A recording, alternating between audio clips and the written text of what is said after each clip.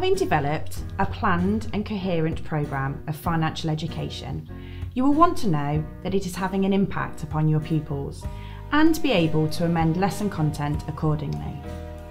This will involve a level of assessment of pupils' knowledge, skills and attitudes towards personal finance, as well as your own professional review of the lessons and their content. Assessing financial education with young people can provide a number of challenges.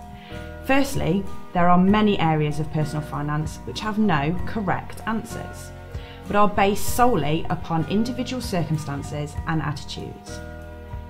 Secondly, the idea of a formal test type of assessment to gauge financial skills and attitudes is not really appropriate, and other methods, which we'll detail in this video, should be considered as more effective.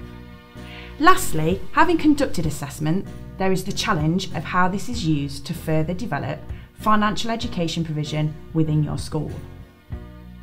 When considering the type of assessment you will be conducting, have in mind what the purpose of the assessment is for.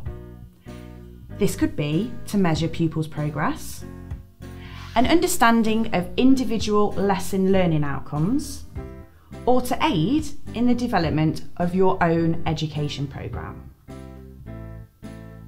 Having the purpose of the assessment in mind will help you select the most appropriate method. One of the first forms of assessment many teachers choose to conduct is a baseline assessment.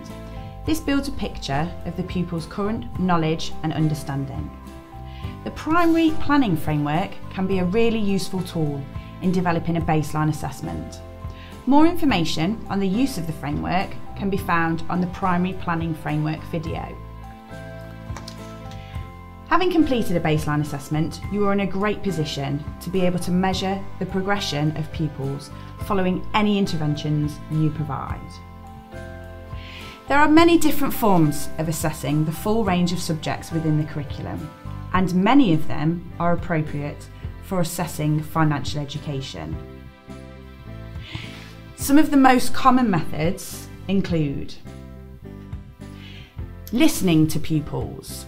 Now, it sounds extremely simple, but in the terms of financial education, it can be a very effective form of assessment. Just walk amongst your pupils as they are engaged in a financial task or activity, and it can be really useful to listen to those conversations. In this way, you get a feeling for the level of understanding and the attitudes the pupils may have, and any misconceptions which are highlighted.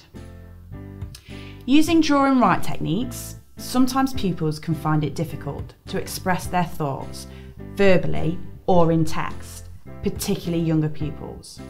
Draw and write enables pupils to express their thoughts as a picture or a diagram with small amounts of writing to support it. When discussing feelings and attitudes towards money, this can be a very effective form of assessment. Engaging pupils in role play. Although possibly more used in lower year groups, role play can be an effective form of differentiated assessment for all year groups. Usually, this is conducted in small groups, which also allows for peer-to-peer learning, and is an opportunity for pupils to showcase their knowledge, skills and attitudes to money and personal finance in a very personalised way. You can assess by outcome. The majority of lessons you deliver will have some form of task or activity which the pupils will engage in. As with many other subject areas, the outcome of this can be assessed to measure understanding. This could be the production of a learning leaflet on keeping money safe, or maybe designing new security features on a banknote. The content of the outcome will form the basis of your assessment. These methods are just a few ideas which have been found to be particularly effective in the classroom. There will be many other forms of assessment which could also be used, and it is important that you find approaches which work for you, as a teacher, as well as the pupils. Having conducted assessment of pupils, it is good practice to share them with them and identify their achievements.